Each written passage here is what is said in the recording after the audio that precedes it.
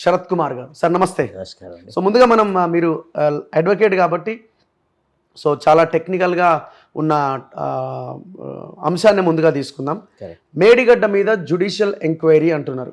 నేను నిన్న మొన్న ఒక 2 వీడియోలు చేసిన, కరెక్ట్ మీరు చూసే ఉంటారు. చూసారు. అసలు మేడిగడ్డ ఏంది, టోటల్ కాళేశ్వరం మీద చేయాలి, మేడిగడ్డ కుంగుబాటు మీద చేయడం ఏంది, సంవత్సరం క్రితం మేడిగడ్డ పంప్ హౌస్ మునిగింది, అన్నారం పంప్ హౌస్ మునిగింది. సో ఈ మల్లన్న సాగర్ నింపితే మొత్తం కరీంనగర్ జిల్లానే కనిపించదు అంటున్నారు. మరి 90% వర్క్స్ చేసిన మెగా కృష్ణారెడ్డిని తప్పించే ప్రయత్నం చేస్తున్నారా? అనుమానాలు ఉన్నాయి. కాంగ్రెస్ ఇందులో దోషిగా ఉంది, బీజేపీ ఉన్నది, ఇప్పుడు కాంగ్రెస్ కూడా యాడ్ అవుతున్నదా?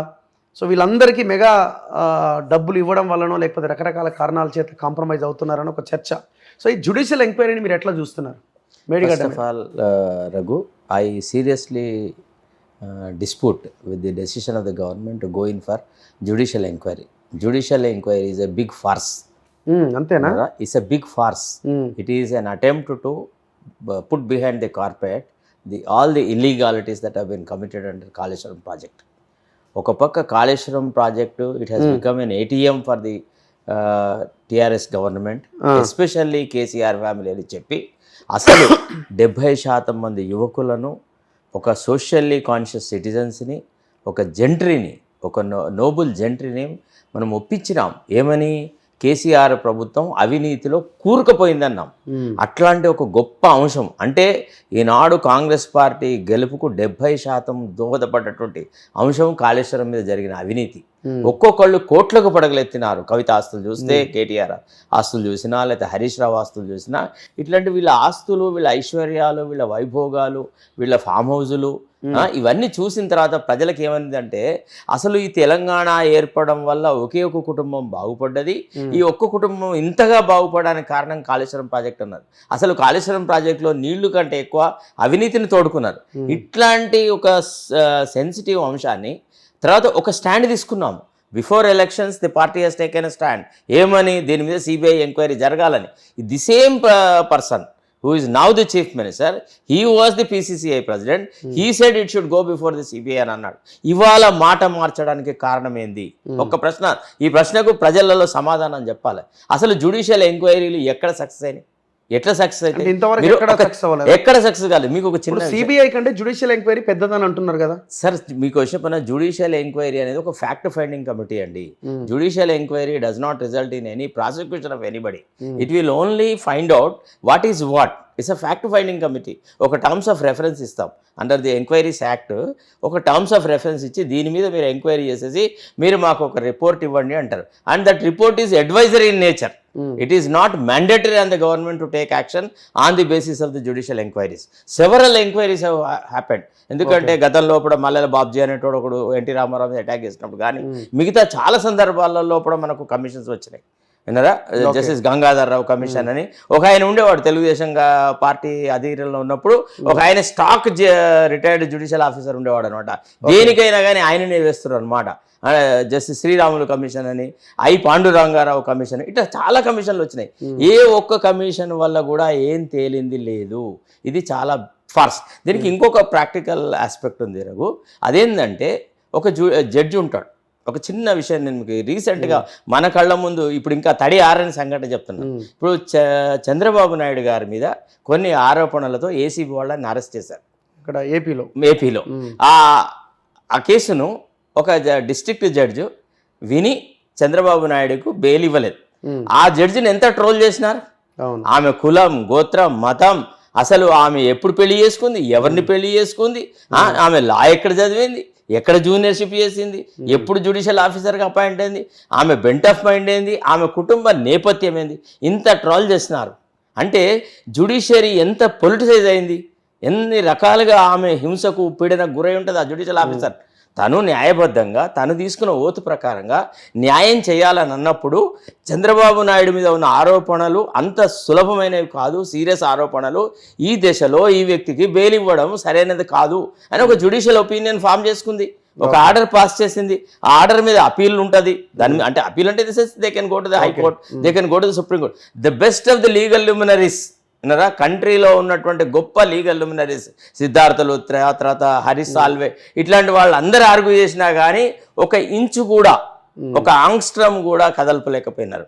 అంటే జ్యుడిషియల్ ఆఫీసర్ ఎంత రాజకీయ కక్షకు, ఎంత రాజకీయమైన వైషమ్యానికి, ఎంత రాజకీయంగా అప్రతిష్ట పాలు చేసినారు. ఇవాళ హైకోర్టులో which judge will take up this case? Kaleshwaram project మీద ఉన్నటువంటి ఆరోపణలు రాజకీయమైన ఆరోపణలు. These are political, it's a political controversy. అసలు కాళేశ్వరం ప్రాజెక్టు మీద ఎంత ఖర్చు అయింది, ఎంతకి మనము ప్రాజెక్టు నమూనా తయారు చేసినాము, అసలు డిపిఆర్ తయారైందా కాలేదా, అసలు ఏ దశలో కేంద్రాన్ని మనం దీన్ని ఒక నేషనల్ ప్రాజెక్టుగా ట్రీట్ చేయమని అడిగినాము, నేషనల్ ప్రాజెక్టుగా ట్రీట్ చేయడానికి కావాల్సిన ఫార్మాలిటీస్ ఏంటి, లోన్లు కరెక్ట్, ఎగ్జాక్ట్లీ 11% ఎవడు అబ్బో సొత్తని.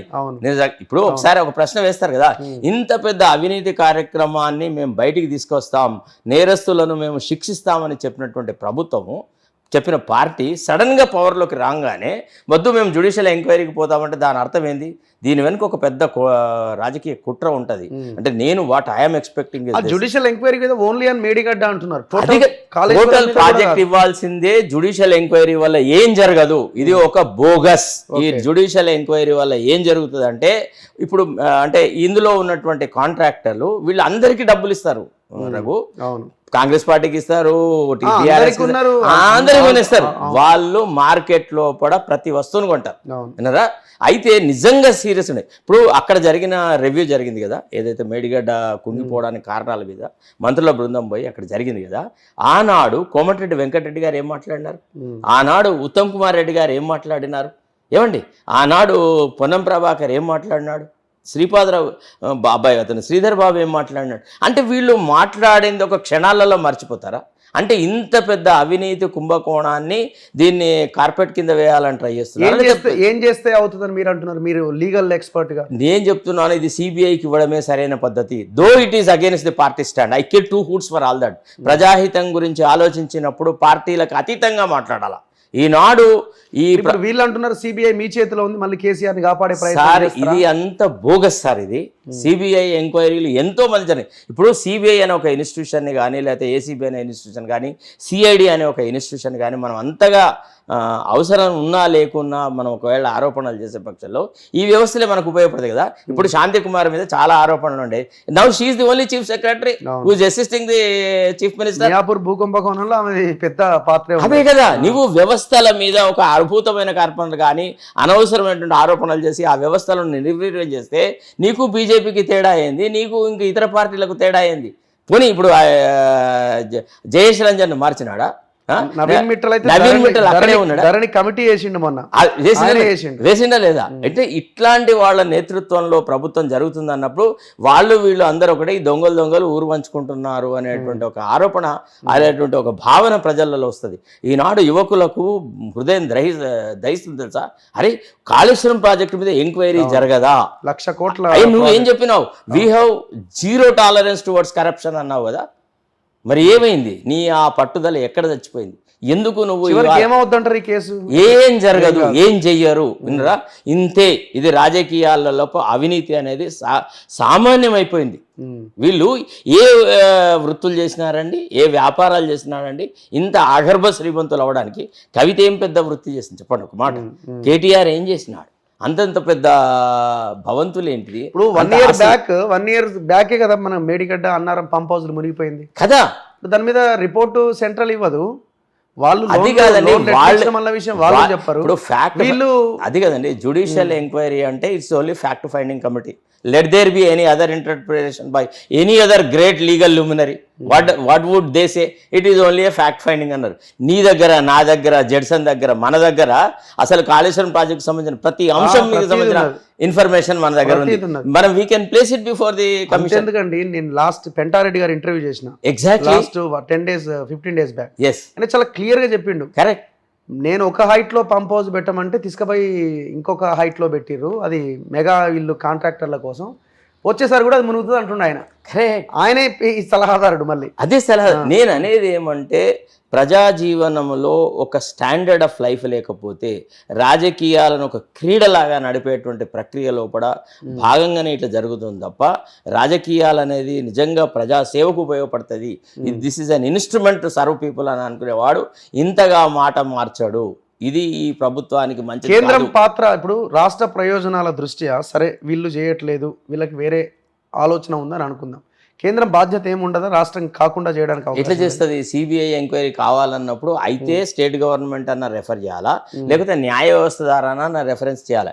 ఇప్పుడు వీళ్ళు ఇట్లనే కనుక ఒకవేళ మేము జ్యుడిషియల్ ఎంక్వైరీకే పోతాము అని అన్న పక్షాల్లో రెండు రకాలుగా దీన్ని ఎదుర్కోవచ్చు. ఒకటి, చీఫ్ జస్టిస్ యొక్క దృష్టికి తీసుకురావాలా, ఏమని ఇటీవల జరిగినటువంటి పరిణామాలు, గతంలో జరిగినటువంటి జ్యుడిషియల్ ఎంక్వైరీ వల్ల ఏం జరగలేదన్నది, జ్యుడిషియరీకి అనవసరమైన చెడ్డ పేరు వస్తుందని ఏ న్యాయమూర్తి కానీ ఏ న్యాయమూర్తుల బృందం కానీ ఈ అవినీతి మీద చర్యలు చేపడతారో వాళ్ళను ఆ బృందాన్ని ప్రతిపక్షాలు తప్పకుండా రకరకాలుగా ట్రోల్ చేస్తాయి.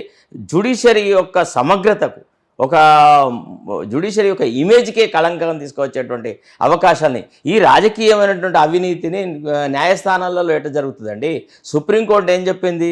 You cannot allow the portals of the court to be used to wash the dirty line of politicians అన్నారు. అంటే కొంతమంది రాజకీయ నాయకులు పబ్లిక్ ఇంట్రెస్ట్ పిటిషన్స్ వేసేసి తమ రాజకీయ ప్రత్యర్థుల మీద చర్యలు తీసుకోవాలనే కోర్టుకు వెళ్ళినప్పుడు సుప్రీంకోర్టే చెప్పింది, we don't allow our portals to be used to wash the dirty linen of politician. You go elsewhere, you take up an issue among the people, get a mandate in your favor అని అన్నారు. అట్లాంటి విషయంలో ఈనాడు కాళేశ్వరం ప్రాజెక్టుకు సంబంధించిన విషయము మీరు judicial ఎంక్వైరీకి order చేస్తా అంటే అర్థం ఉందా? Was it item in the agenda? ఏమండి, ప్రజలకు చెప్పినాము మనం రేపు పవర్లోకి రాగానే ఇట్లా చేస్తాము, మేము జ్యుడిషియల్ ఎంక్వైరీ వేస్తామని అన్నారా? అట్లా అన్నా తప్పి. ఎందుకు అంటే మొట్టమొదటిగా ఎవరిని అడిగి ఆయన సిబిఐకి ఇవ్వాలా అని చెప్పి పిసిసి అధ్యక్షుడిగా మాట్లాడినాడు. పిసిసి అధ్యక్షుడు మాట ఆ రకంగా అని అన్నప్పుడు ప్రజలందరూ ఏమనుకుంటారు? పార్టీలో కార్యకర్తలు ఎందేమనుకుంటారు అంటే పార్టీ కేంద్ర నాయకత్వాన్ని సంప్రదించి సొంతగా ఉన్న పార్టీ కార్యకర్తలను తర్వాత ఇతర ముఖ్య లీడర్లను సంప్రదించే ఈయన ఈ నిర్ణయం చేశాడు అనుకుంటారు కదా. ఒక అద్భుతమైనటువంటి ఒక ఆలోచన చేసి సిబిఐకి ఇచ్చి నిజాన్ని నిగ్గుదేలుస్తానని చెప్పిన వ్యక్తి ఈనాడు సడన్గా ఒక మాట మారిస్తే దీని అర్థం ఏంది? దీన్ని ప్రజలు ఏ రకంగా అర్థం చేసుకుంటారు? ఇది ప్రజాహితంగా లేదు. ఒక గొప్ప విషయము రఘు, ఒక మారల్ క్రైసిస్ వచ్చినప్పుడు గోడ మీద పిల్లిలాగా ఉండద్దు, అటో ఇటో ఒక స్టాండ్ తీసుకోవాలి. Judicial enquiry whether it is in the interest of the public or not in the interest of the public అని అన్నప్పుడు ప్రజాహితమే paramount for any right minded citizen. ఇవాళ మీరు చెప్తున్నా, నేను చెప్తున్నా, వ్యక్తిగతంగా మనకు కేసీఆర్తో కానీ కేటీఆర్తో కానీ కవితతో కానీ గట్టి పంచాయతీలు లేవు. ఈనాడు ప్రజా జీవితంలో మీరు కూడా దీని మీద సిబిఐ జరగాలని పత్రికలు అడిగినాయి అని అంటే ఒక ప్రబలమైనటువంటి ప్రజాహితమైనటువంటి ఒక ఇంట్రెస్ట్తో అడుగుతున్నారు. మేము కూడా మీతో పాటు సేల్ అవ్వాలి. We should sail, we should accept that. ఎందుకంటే you should prove your sincerity that we have zero tolerance towards corruption అని. దీనికి ఇంకొక యాంగిల్ అంటే నేనేమనుకుంటున్నానంటే, గతంలో ఇప్పుడు ఉన్న రాష్ట్రంలో ఉన్న మంత్రివర్గ సభ్యులు ఉన్నారు కదా, వీళ్ళ మీద చాలా ఆరోపణలు ఉండే. 2014లో ఎప్పుడైతే బీఆర్ఎస్ ప్రభుత్వం వచ్చిందో వీళ్ళందరి మీద సిఐడి ఎంక్వైరీలు జరిగినాయి. వీళ్ళందరి మీద జరిగినటువంటి రిపోర్ట్లు, ఇప్పుడు నేను మంత్రుల పేర్లు చెప్తే బాగుండదు, చాలా అసహ్యంగా ఉంటుంది. వాళ్ళ మీద జరిగినటువంటి సిఐడి రిపోర్ట్స్ అన్ని బీఆర్ఎస్ గవర్నమెంట్లో ఉండే. ఎందుకంటే because I was a special government, I know what has happened there అనేది. సో ఆ రిపోర్ట్లను బహిర్గతం చేయకుండా వాటిని అట్టనే పెట్టి వీళ్ళని భయపెట్టి నోట్లో మాట మాట్లాడకుండా కాపాడినాడు కేసీఆర్. చాలా మంది కాంగ్రెస్ నాయకులు ఎంతైతే సోషల్ మీడియాలో ఉన్న మీరు కానీ, నేరు కానీ, జడ్సన్ కానీ, ఇతరులు ఎంతైతే బీఆర్ఎస్ మీద ఒక పట్టుదలతో కొట్లాడినారో వీళ్ళు కాంగ్రెస్ లీడర్లు ఎవరు చేయలేదు. అదొక చర్చ అయితే దీని మీద ఖచ్చితంగా సిబిఐ ఎంక్వైరీ నీడ్ అంటారు. కంపల్సరీగా జరగాల. ఒకవేళ అట్లా జరగలేకపోతే మీ దగ్గర నా ఆధారాలు విషయాలు బయటకు వస్తాయి కదండి, ఇది ఎట్లా యాక్సెప్ట్ చేస్తారు అటు కేంద్రం కానీ ఇటు మిగతా వాళ్ళు కానీ? ఇప్పుడు సిబిఐ ఎంక్వైరీ వస్తే మెగా కృష్ణారెడ్డి అందరికి పైసలు పంచిండు, కరెక్ట్. అసలు అంచనాలను తారుమారు చేసి కేంద్ర ప్రభుత్వ సంస్థల నుంచి లోన్లు తెచ్చిరు. ఎవడబ్బో సొమ్మబ్బా జరుగుతుంది. ఇప్పుడు ఒకటండి, ఇప్పుడు అందరు బయటకు వస్తారు కదా, మరి ఇందులో కదా రావాలి. ప్రజా జీవనంలో ఒక స్వచ్ఛమైన జీవనం గడపాలని అనుకున్నప్పుడు, నీతిగా రాజకీయాలు నడపాలని అనుకున్నప్పుడు అట్లాంటి చర్య అవసరం. You should subject this bloody project to A metallurgical process. దీన్ని మంచిగా వేడి చేసేసి ఇందులో అవినీతిని తీసేసి ఎవడు బాధ్యులైతే వాడు జైలుకి పోలే. ఏమండి, ఎంతమంది పోలేదండి? ముఖ్యమంత్రులు, మాజీ ముఖ్యమంత్రులు ఎంతమంది జైళ్ళకి పోలేదు? సిబిఐ ఎంక్వైరీ జరిగితే అవినీతిలో కూరుకుపోయి వాళ్ళు అవినీతి చేయలేదని ఎవడన్నా అనగలిగాడా, ఎవడన్నా నిరూపించగలిగాడా? అంటే కోర్స్ ఇంకో విషయం చెప్తారేమో ఏమని, అరే ఇప్పుడు జ్యుడిషియల్ ఎంక్వైరీ కావాలని బీజేపీ అడుగుతున్నది కాబట్టి Sharath Kumar being a Congress person is also demanding అని అంటే రేపు నన్ను బీజేపీ పార్టీలో చేర్చడము లేకపోతే ఇంకేదో చేస్తారు కావచ్చు. I care two hoots. ఏ బీజేపీలో నేను చేరుతానని పచ్చి కమ్యూనిస్ట్ నేను పుట్టుకతోనే కమ్యూనిస్ట్ బ్యాక్గ్రౌండ్లో ఉంటా. నా శవం కూడా బీజేపీలోకి పోదు. నాకేం అవసరం ఉంటుందండి? నేను ఎట్టు కాను. నేను ఎవడి ప్రోద్బలంతో నేను మాట్లాడదు.